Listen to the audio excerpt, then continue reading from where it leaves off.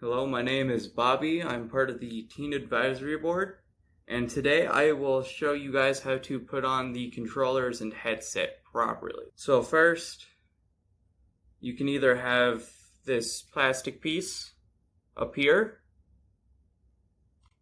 or down here, depending on your preference, and you slide the cord over your hand, tighten it with the plastic piece. The plastic pieces will have either an R or an L on them. The controllers have different buttons. Like this one, for instance, has the Oculus button, and it allows you to change from game to menu. And then the left controller also has the menu button, which is in-game menu or an activity menu. And the headset will have a power button right here.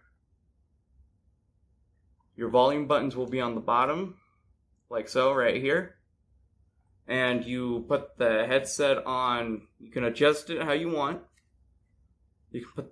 How you put the headset on is, you can either hold onto the back like this, slide it over your head, and then pull it down over your eyes. And then you can take it off by holding the headset itself. And have fun, guys.